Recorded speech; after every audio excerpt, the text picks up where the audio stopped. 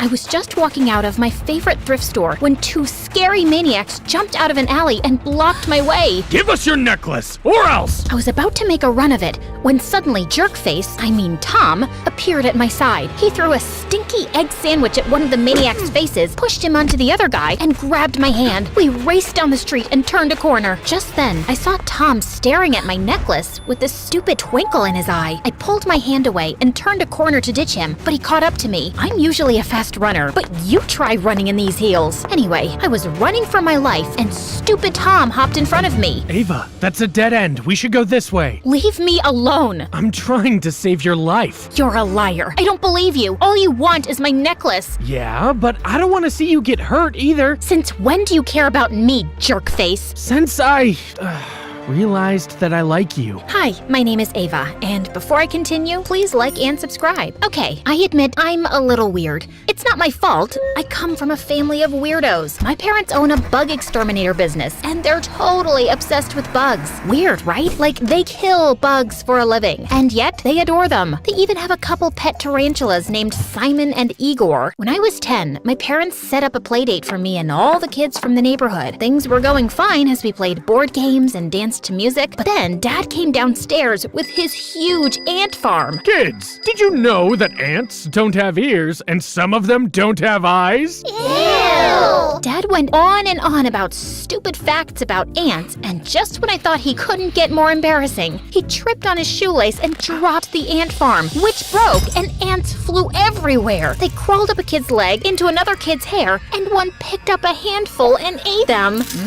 That's crunchy. Their parents were so upset, they banned their kids from coming over. And well, I was now known as the Bug Lady. It wasn't easy to make friends, and eventually, I stopped trying or caring. And then in high school, things got even worse. My parents lost a huge client, and money got really tight. So I decided to get a part-time job to help out. I applied everywhere, but no one was hiring. And then I walked by this amazing thrift store. It had these beautiful secondhand dresses in the window, and I couldn't help staring. Once I stepped inside, I fell in love. The owner was an old lady, Miss Green, and I begged her to work there. Luckily, she gave me a job. I spent half my money helping my parents out, and the other half I used to thrift. I bought the most amazing retro dresses in all these cool colors, blouses with shoulder pads, bell bottoms, and clunky heels. Every day when I walked down the hall, I'd imagine that I was in a fashion show, but dumb kids would make stupid comments. Oh my god, what year is it? The year fashion went to die? Are you a circus clown, or did a rainbow blow up in your face? But I'd just pull down my sunglasses and look them square in the eye. No, it's thrift chic. Then I'd strut down the hall like a boss. Miss Green and I had a blast at the thrift store. I'd help her dress the mannequins and arrange the clothes, while she taught me the art of negotiating a good deal. She was almost 60 years older than me, but she was my BFF. Life was great, until her stupid grandson Tom came to town. Tom was my age, and he thought he was super cool with his perfect hair, perfect teeth, and expensive clothes. The rumor was he had a genius IQ because he aced every test. All the teachers loved him, and all the popular girls waited in line to date him. Tom moved in with Miss Green because his parents had to travel overseas for business. He started working at the thrift store too, but he was the absolute worst. He'd complain all the time about the stupidest things. It smells like mothballs in here. This music is so unsophisticated.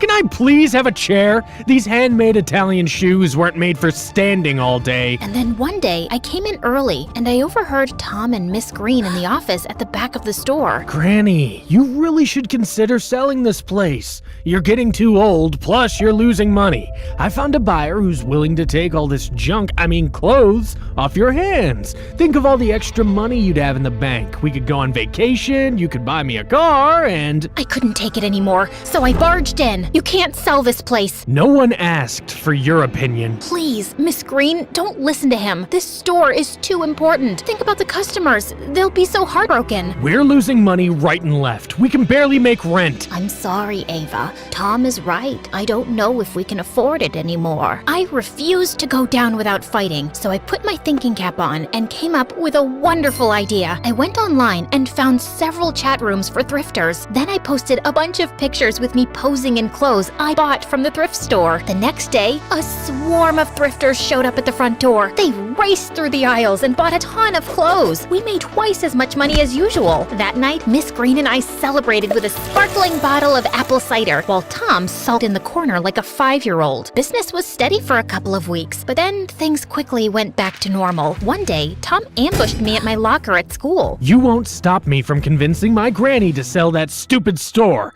so I suggest you back off. The store isn't stupid. Miss Green loves it, and you'd know that if you weren't such a selfish jerk. You're so naive. You don't even know what you're talking about. I'm so sick of you filling my granny with your dumb ideas. She's only keeping that store because of you. That's not true. I've never met someone so lame. Your best friend is an 80-year-old. At least I have a friend. You're so annoying and boring. I'd rather scratch my eyes out than spend another second with you. That's just your stupid opinion. Haven't you seen how popular I am around here? It's just because you have amazing hair, gorgeous eyes, a nice set of teeth, and a pack of abs. Lucky for you, people are dumb and superficial. Imagine if you had to rely on your personality. You'd get the Biggest Loser award. Are you sure you'd be willing to part with the trophy? It would be hard to give it up when you've been winning 16 years in a row. I shoved him out of my way and marched off. I couldn't stand his jerk face anymore. Later in gym class, we were playing a game of dodgeball, and the gym teacher put me and Tom on the same team. Tom kept giving me dirty looks. Then I got distracted, and a ball slammed into me and knocked me right on my butt. Tom laughed like a hyena, and I got so mad that I tackled him to the ground. The gym teacher sent me and Tom to the principal's office. This is all her fault. He started it. She's crazy. The last thing I wanted was to be stuck in detention after school for hours with Tom. This is clearly a misunderstanding. Truly, the ball is at fault. Dodgeball is a dangerous game.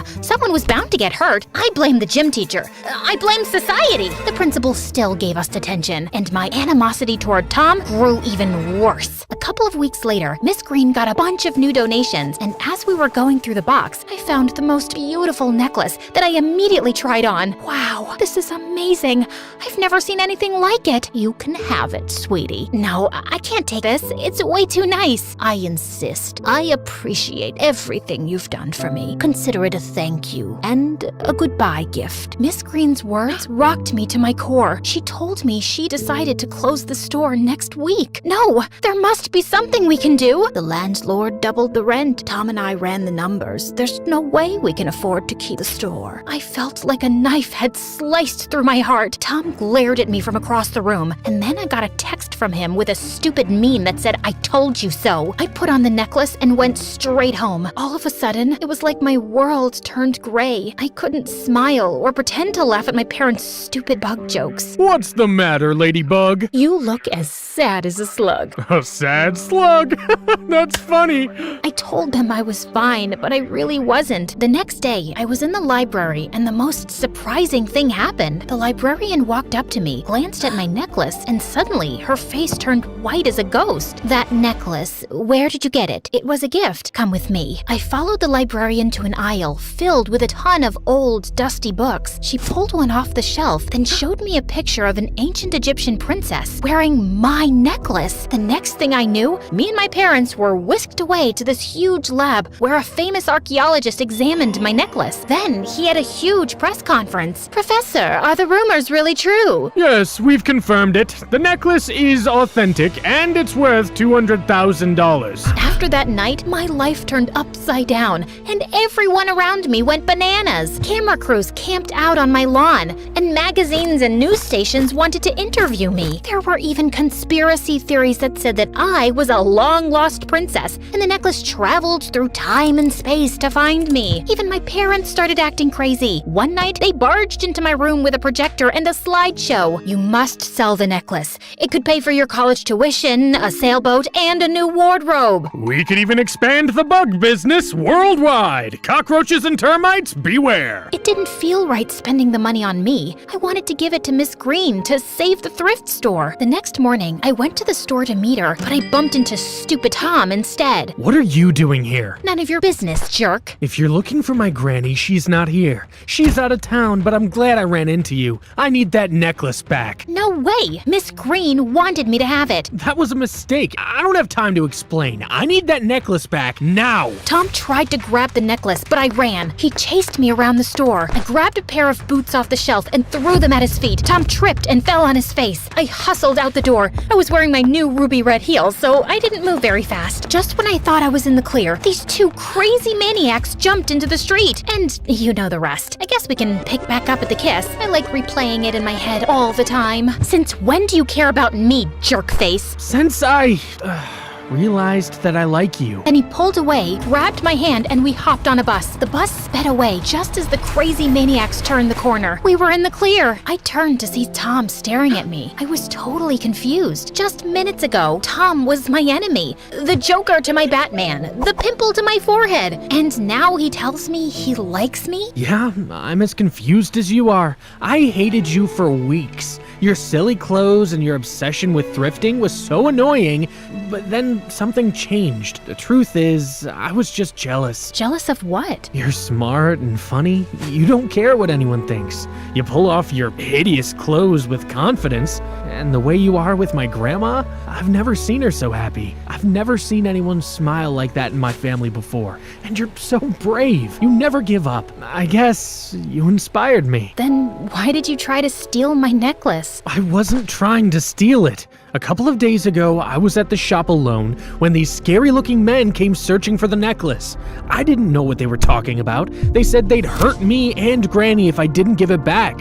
I searched everywhere for that necklace, but I couldn't find it. But Miss Green found the necklace and gave it to me. That night you were on the news, the bad men came to the store and took my Granny, demanding the necklace as ransom. They said they'd hurt her if I went to the police. I don't know what to do. I glanced out the window and saw the bad men tailing the bus in a car. Then I got an idea. I pulled out my cell phone and told my parents about our dilemma. They told us they'd meet us at the next bus stop. Are you sure about this? Yeah, I come from a family of exterminators. We know how to get rid of pests. Tom and I stepped off the bus, and just as I imagined, the scary men pulled up. Tom started freaking out. They're coming. We have to run. But before I could calm Tom down, we were surrounded by the bad guys. Give up. It's over, you stupid kids. Then my parents jumped out of the bushes with their gas masks and exterminator gear, screaming like lunatics and spraying them with insecticides. Stop it! Stop it! You better hold still then, or I'm gonna release Simon and Igor on you next. They bite when they get anxious. The men revealed where they'd been holding Miss Green, and we called the police immediately. They sent a team to rescue Miss Green from an abandoned building, while the bad men were taken to jail. After that, I sold the necklace. I tried giving the money to Miss Green to save the thrift store, but she insisted that we become business partners instead. Tom and I started dating, and he stopped being a jerk. Well, somewhat. Your jacket is ugly, but you're beautiful, and I love you. I'm gonna throw your pretentious shoes in the dumpster later, but I love you too.